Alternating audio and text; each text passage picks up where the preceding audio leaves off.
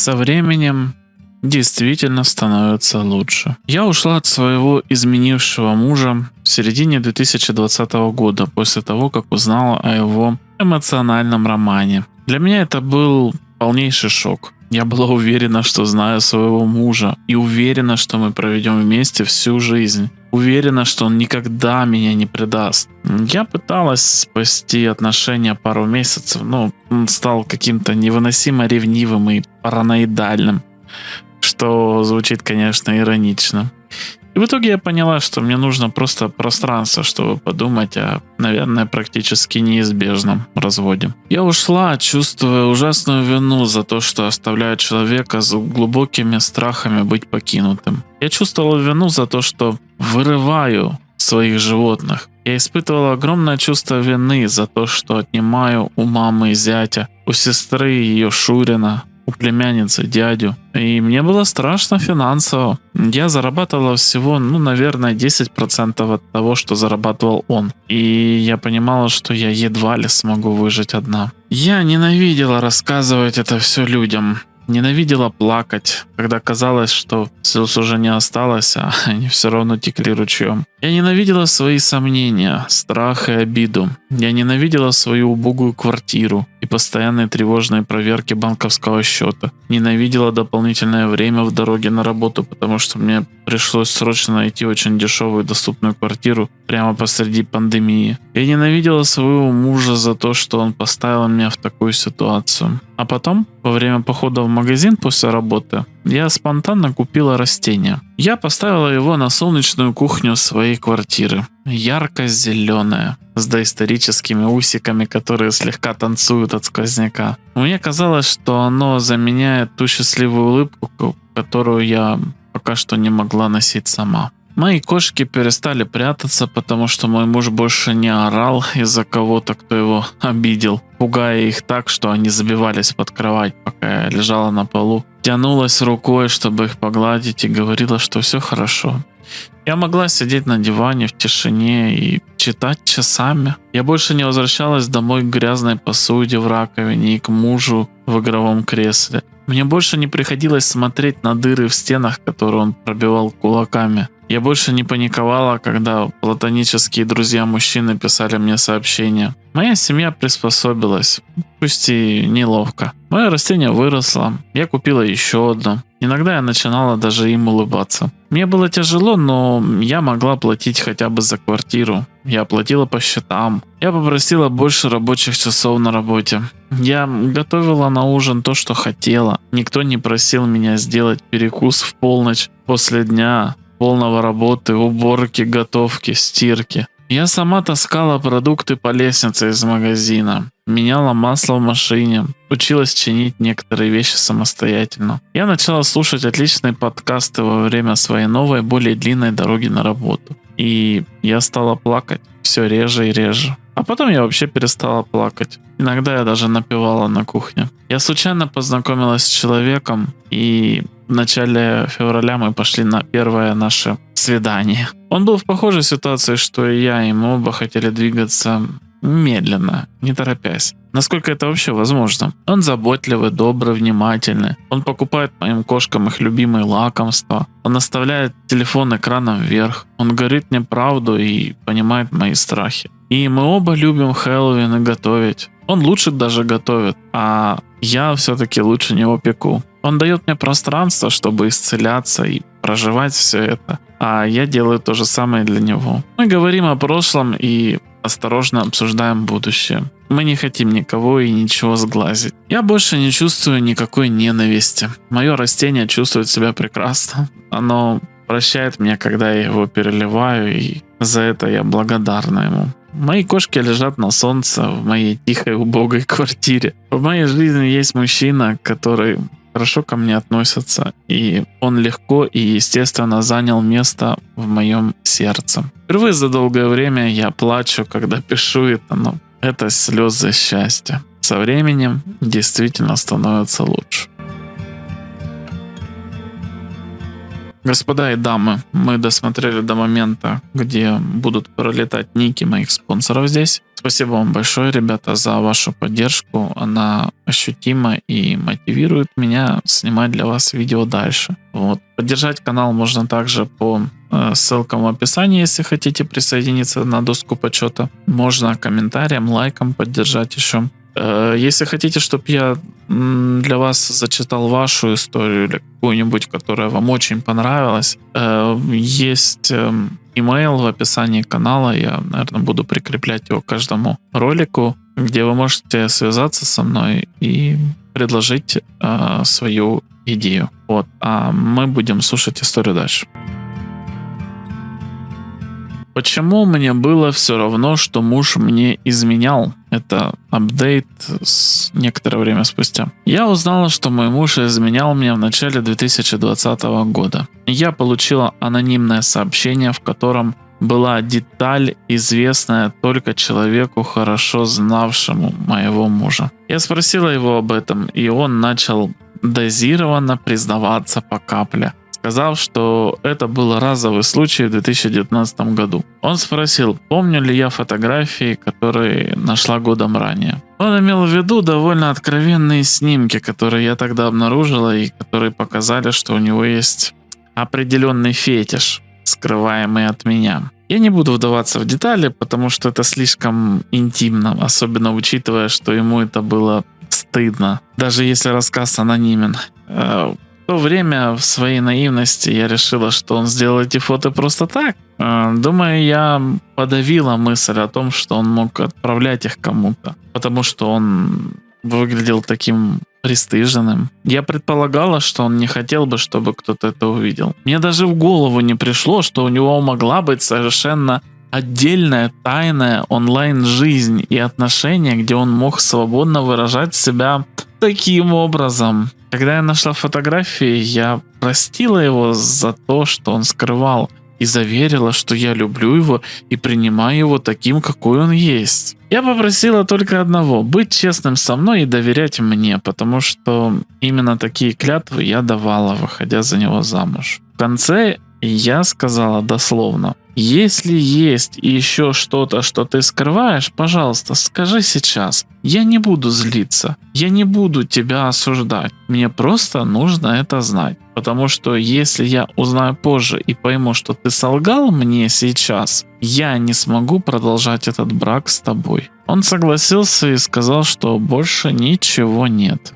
Я ответила ему, что, конечно же, я помню те фото. Как их вообще можно забыть? И тогда он признался, что отправил их кому-то во время сексуального общения онлайн. Этот человек сохранил фотографии, нашел мои соцсети и начал его шантажировать, требуя деньги за молчание. Муж заблокировал его везде, надеясь, что это блеф. И мы прожили так еще год, пока я не получил это сообщение. Первое, что я поняла из его слов, этот человек был мужчиной. Я спросила прямо, и он это подтвердил. Я была удивлена. Мой муж никогда не проявлял даже намека на интерес к другим мужчинам. Если бы проявлял, мне было бы, конечно, все равно. И я бы допустила, что ему нужно разобраться со своей сексуальностью. И я была к этому, абсолютно открыта. Но он никогда ничего такого не показывал. И я считала его 100% гетеросексуальным. Второе осознание. Если это был разовый случай, странно, что тот человек ждал целый год, прежде чем написать мне. Мне казалось более вероятным, что либо мой муж делал это с разными людьми, и этот шантажист был недавним, либо это был один человек, с которым у него была такая квази-связь, и мой муж чем-то его разозлил. После чего тот сорвался и написал мне. Я также не знала, ограничивалось ли все это только интернетом, потому на всякий случай сдала анализы на ЗППП. Честно говоря, мне было все равно, было ли это физически или только эмоционально, кроме вопросов моего здоровья. Измена онлайн или в реальности для меня была в принципе одинакова. Кроме удивления и шквала мыслей в голове, я ничего не почувствовала. Я часто читаю этот САП и вижу, как преданные супруги описывают, что буквально падают на землю от боли. Читаю о людях, которые плачут, погружаются в депрессию и спрашивают, как им выбраться. И поверьте, я испытывала такие эмоции в своей жизни. Были моменты с мужем, когда я срывалась, плакала, кричала. Не так давно, но все же я чувствовала что-то к нему. Или, возможно, к своей самооценке. Я пишу это, чтобы объяснить. Я не всегда была эмоционально пустой по отношению к нему. Пожалуй, самый показательный момент, единственная четкая мысль, которая у меня возникла, когда он мне признался: я свободна. Мы были женаты почти все свои 20-е годы. И по меньшей мере половину этого времени я подавляла свои потребности, которые он категорически отказывался удовлетворять. Я терпела его вспыльчивость, его лень, терпела пьянство, финансовую безответственность, терпела и любила его, несмотря на сильный набор веса и созданные им самим проблемы на работе. Терпела проблемы с гигиеной и эгоизм в постели. Я всегда задавалась вопросом: я просто осела или стоит идти до конца, но так и не находила тогда ответа. Оглядываясь назад, я понимаю, его признание стало для меня билетом на выход. Без необходимости мучиться вопросами, не слишком ли я жестока, не прощающая ли я или придирчивая. Я не считаю, что человеку нужна причина, чтобы уйти из отношений, если он несчастлив. Но я считаю, что за брак нужно бороться. Мне было трудно провести грань между переживать спады брака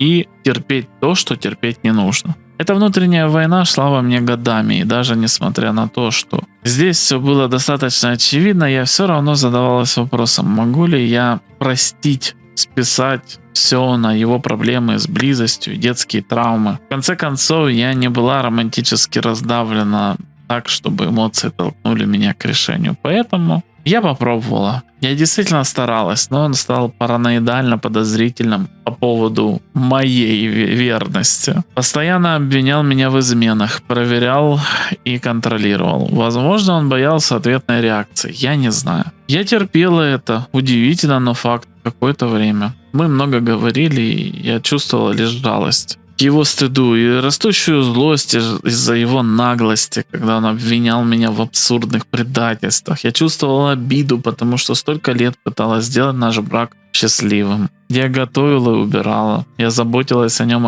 эмоционально и физически. Например, когда он попал в серьезную аварию и месяцами нуждался в моей помощи. Я стирала, я заботилась о животных. А он в это время устраивал ночные встречи ради адреналина и сексуального удовлетворения, пока я спала в нашей супружеской постели. А днем, когда он не был на работе, он играл, ел снеки и залипал в телефоне. Я поняла, что если уйду, то я не буду оплакивать его, я буду оплакивать только свои потраченные на него годы, свою жизнь. Мы были друзьями, по крайней мере. Не настолько, как должны быть супруги, но достаточно для интроверта вроде меня. Я бы очень скучала по этому чувству привычности. Я ненавидела мысль о том, что придется все объяснять своей семье. Особенно потому, что моя мораль не позволяла рассказать истинную причину ухода. А это означало, что я выглядела бы как непостоянная и капризная жена. Я злилась на мужа, но все равно не собиралась канцелить его сексуальность, какой бы она ни была.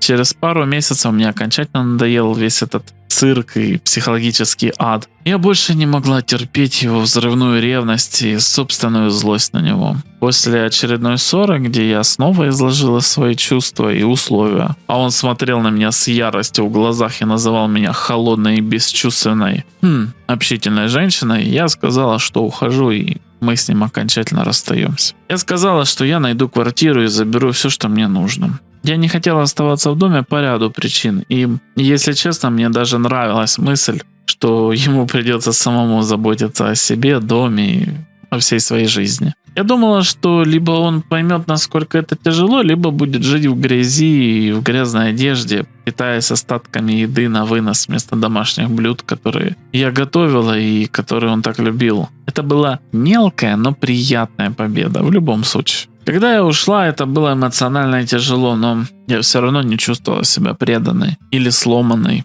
из-за него. Я чувствовала огромную печаль из-за того, как это ранит мою семью. Мне было ужасно из-за того, что я вырываю кошек из привычной жизни. Я боялась разговоров с родными и их жалостливых взглядов. Я злилась на мужа за то, что он поставил меня в такую нелепую ситуацию. Наверное, я даже ненавидела его за то, что он заставил меня нести этот груз в одиночку. Все это усиливалось страхом начать жизнь заново и ощущением, что у меня нет ни сил, ни ресурсов справляться одной финансово и эмоционально. Но я все равно ушла. Я провела все тяжелые разговоры. Я стала больше работать. Я много времени проводила с кошками и искала вторую работу. При этом я оставалась довольно вежливой со своим будущим бывшим мужем. Он тяжело переживал мой уход, но знал, что он не может меня удержать. Он никогда не был особо эмоциональным. И единственные серьезные проявления чувств у него были, когда он, скорее всего, пьяный, писал мне длинные сообщения ночью о том, что не хочет развода. Я в основном игнорировала эти сообщения. В конце концов, он признался, что изменял мне больше 3 лет. Это меня совершенно не удивило. Думаю, глубоко внутри я всегда чувствовал, что что-то не так. Просто не знала, что именно. Прошло уже больше года, и мне стало гораздо лучше. Сначала я ждала, когда меня накроет, когда осознаю, что я потеряла мужа, с которым планировала прожить жизнь, потеряла будущее, человека, который должен был любить и беречь меня, а вместо этого предал. Но это так и не произошло. Я хорошо адаптировалась, как и моя семья и животные. Я могу сказать, что сейчас я довольно счастлива, несмотря на медленный процесс развода. Это не мучает меня, но я часто думаю, почему я не испытала каких-то нормальных эмоций, которые испытывают обманутые супруги. Я не ломалась и не рыдала так, как другие. И я переживаю, не подавила ли я боль тогда, как другие смогли прожить ее открыто и исцелиться здоровым образом. Это подробный рассказ, это попытка дать посторонним людям увидеть нюансы моих отношений и, возможно, указать на то, что я сама упускаю. В каком-то смысле мне кажется, что я сама ответила на свой вопрос, вспомним ту обиду, которая зрела задолго до признания мужа. Но этого объяснения будто бы недостаточно. Может быть, я никогда по-настоящему и не любила его, романтически. Может быть, я давно чувствовала его нечестность и выстроила некоторую защитную стену между нами. Мне интересно, может ли кто-то узнать себя в этом? Может, это поможет мне не чувствовать себя такой одинокой? Я иногда думаю, был ли он прав, называя меня холодной и бесчувственной. Думаю, не было ли со мной что-то не так или не так до сих пор. Как я уже сказала, это не мучает меня постоянно. Скорее просто любопытство и желание обсудить похожий опыт. Любые мысли после такого длинного текста будут очень кстати. На аккаунте у авторши только 2 этих текста. Она также комментировала и другие истории, но своих больше не было. Сложно мне на самом деле тут сказать что-то конкретное. Безусловно, конечно, мужчина тварь. Если ты уже начал признаваться, если тебя уже прижали, признайся, хватит. Ты уже не сможешь отвертеться. Даже если она знает не все, она узнает все. А если тебя кто-то сдал, то ему ничего не мешает выложить еще больше деталей. Если она, например, у него спросит. Лучше признайся, скажи как есть. Измена — это почти всегда конец. Но на честности можно что-нибудь допостроить. Не со всеми и не всегда, да. Но изменить и честно в этом признаться — это не то же самое, что изменить и отпираться до последнего, делая дурака из супруга. Коммуникабельным мужчинам у нас точно такой же котел в аду, как и общительным женщинам. Интересно, что у него там, конечно, за фетиш такой был, но походу что-то очень такое пикантное. Может быть, не знаю, шмотки одевал женские, а может быть, там любил, чтобы с ним как с женщиной обращались. Вот как этот Ральф Сифаретто в сериале «Клан Сопрано». Мы переходим к другому автору. Небольшая историка, потому что видео маленьким получается. Частный детектив поймал мою жену на измене. Я подозревал это месяцами, и наконец-то все подтвердилось. Сегодня она была у этого парня дома 1 час и 20 минут. Я не буду вдаваться в детали. Сейчас это для меня слишком больно. Завтра у меня встреча с адвокатом. Я планирую подать на развод. У нас 4 общих детей. и падчерица, которую я воспитываю с 4 лет. Мне ужасно жаль детей, но жена на каждом шагу лгала и пыталась выставить меня плохим из-за моих подозрений. Я хороший отец, и я отличный муж, я просто не понимаю, почему это все происходит. Я на 4 года моложе ее, я в отличной физической форме и всегда был рядом в трудную минуту. Почему люди так поступают? Надеюсь, с моими детьми будет все в порядке. Меня сбивает с толку то, что я все еще безумно люблю свою жену. Я сделал все возможное как муж. Я даже читал книги и следовал советам оттуда. Почему в этом мире столько жестокости? Я читаю этот форум уже несколько дней и хочу сказать спасибо всем тем добрым душам, которые здесь дают отличные советы. Этот форум мне очень помог. Заранее спасибо за то, что вам не все равно. Апдейт в тексте. Сегодня я подал на развод и затем очистил банковские счета. В нашем общем счете я оставил $100. Она думала, что я уехал по работе и снова поехала к нему, к любовнику. Частный детектив это тоже зафиксировал. Она ни о чем не подозревала. Потом я спросил ее, готова ли она быть честной. Она спросила, честной в чем? Я сказал, в измене. Она даже не заплакала. Ей было только жаль, что ее поймали, но никакого раскаяния. Она сказала, что считала его другом и что у них был интим всего пару раз. Такая лгунья. Я записал разговор после этого, где она снова это признала. Она разозлилась, когда я сказал, что хочу половину дома. Она пригрозила сделать вещи, которые мне не понравятся, если я буду настаивать. Я сказал, что люблю ее и все равно буду рядом. А ей было абсолютно все равно. Ее волновал только наш дом. Мир просто полное отвратительное экскременты. Она рассказала некоторые детали, например, что они начали общаться на бейсбольных полях малой лиги. Редактирование 2. После того, как я сказал ей, что знаю, она настроила против меня наших 4 детей, сказав им, что папа немного убит горем и злится, поэтому срывается на бейсболе. Вот почему он ушел. Редактирование 3. Сегодня за ужином я рассказал 2 старшим сыновьям, что произошло. Похоже, за последнюю неделю моя жена нормализовала измену мужу для детей. Они просто пожали плечами после моего рассказа. Боже, надеюсь, я поступил правильно. Я также сказал мальчикам, что их мама очень нечестна, и что я считаю больным то, что она все еще водит их на бейсбол малой лиги. 16 марта 2021 года. И последний небольшой апдейт прямо внутри поста. Сегодня вечером мои 2 дочери у моей мамы. Мне посоветовали не рассказывать им обо всем. Моя 9-летняя дочь выглядит очень грустной. Сейчас собираюсь повезти их за мороженым. Их мама держала их весь день на бейсбольных полях малой лиги после того, как оставила детей дома, чтобы провести утро со своим любовником. У нее нет ни капли стыда, и она вообще ни о чем не жалеет. Какой же она больной человек. Она вообще со мной не связывалась, кроме сообщений по счетам, на которые я даже не ответил. Жизнь отстой, и я не думаю, что когда-нибудь снова смогу полюбить какую-нибудь женщину. 18 марта 2021 года.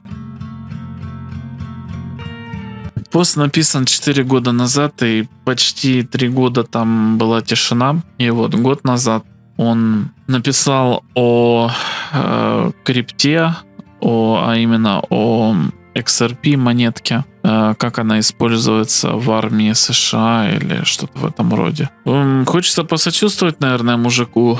И вот мы видите такие разительные отличия в развитии ситуации от первой истории и текущей. В первой, получается, женщина, несмотря на свою катастрофическую ситуацию с деньгами, все равно нашла в себе силы съехать, начать налаживать свою жизнь. По итогу жизнь заиграла, так сказать, новыми красками, и она нашла там мужчину, который будет ее ценить и любить. А здесь мужчина полностью, мне кажется, растворился в своем горе, и Бог знает, что там в голове по итогу у него произошло и чем все это кончилось. Спасибо, что слушали. Текст буду для вас готовить следующую историю.